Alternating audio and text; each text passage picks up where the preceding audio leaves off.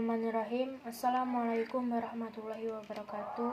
Perkenalkan, nama saya Siska Amelia, NIM 4022000082. Di sini saya akan menjelaskan tentang peradaban Islam di Madinah. Sejak hijrah ke Madinah, Nabi Muhammad SAW dan para sahabat selalu berdakwah kepada penduduk Madinah tanpa mengenal lelah dan putus asa. Dakwah kepada orang-orang yang sudah masuk Islam ditunjukkan untuk melaksanakan hukum-hukum dan ibadah ritual. Sedangkan dakwah yang ditunjukkan kepada orang-orang yang belum masuk Islam bertujuan agar mereka bersedia menerima Islam sebagai agamanya. Masjid yang pertama dibangun oleh Nabi Muhammad SAW di Madinah adalah Masjid Nabawi. Masjid Nabawi yang dibangun pada bulan Rabiul Awal 1 Hijriah September 622 Masehi. Fungsi masjid pada masa itu adalah 1.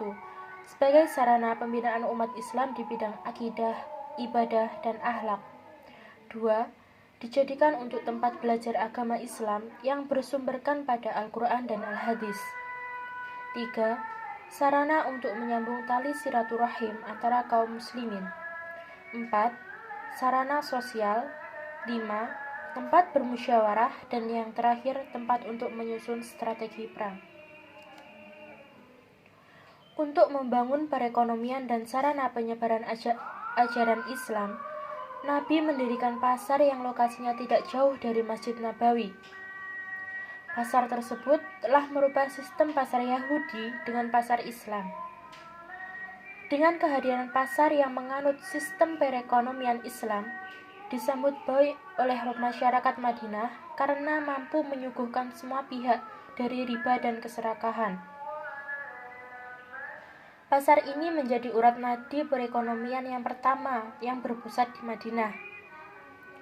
Nabi Muhammad SAW dalam hijrahnya ke Madinah juga bertujuan untuk mempersaudarakan kaum muhajirin dan kaum ansor. Kaum muhajirin adalah kaum orang-orang Islam dari kota Mekah yang juga ikut hijrah ke Madinah dengan Nabi Muhammad SAW. Sedangkan kaum ansor adalah kaum yang menerima kedatangan umat Islam di Madinah. Nabi membuat sebuah konstitusi yang dinamakan Piagam Madinah yang merupakan produk undang-undang hasil kompromi antara umat Islam dan dengan non-muslim di Madinah yang digunakan sebagai dasar hidup dan aturan yang harus dipatuhi bersama antara pihak yang terkait. Piagam Madinah dijadikan dasar toleransi beragama. Isi dari Piagam Madinah yaitu yang pertama, bidang politik. Nabi Muhammad SAW menyelesaikan semua masalah berasaskan musyawarah dan berlandasan keadilan. Yang kedua, bidang agama.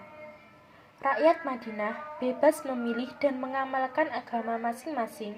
Selain itu, mereka perlu menghormati agama yang dianut oleh individu lain. Yang ketiga, bidang sosial. Setiap individu memiliki tanggung jawab yang sama terhadap negara Madinah. Yang keempat, bidang perundangan. Undang-undang Islam dilaksanakan secara menyeluruh, menjadikan cara hidup lebih tersusun dan diterima ramai. Yang kelima, bidang ekonomi. Semua rakyat diberikan peluang untuk menjalankan perniagaan. Amalan riba dan penipuan dilarang sama sekali dalam ajaran Islam.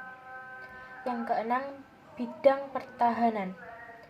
Setiap rakyat mempunyai tanggung jawab untuk mempertahankan Madinah dan ancaman-ancaman dari luar. Yang ketujuh, kedudukan Yahudi. Mereka mempunyai hak yang sama dengan anggota masyarakat yang lain untuk menikmati keselamatan dan kebebasan di Madinah. Sekian, wassalamualaikum warahmatullahi wabarakatuh.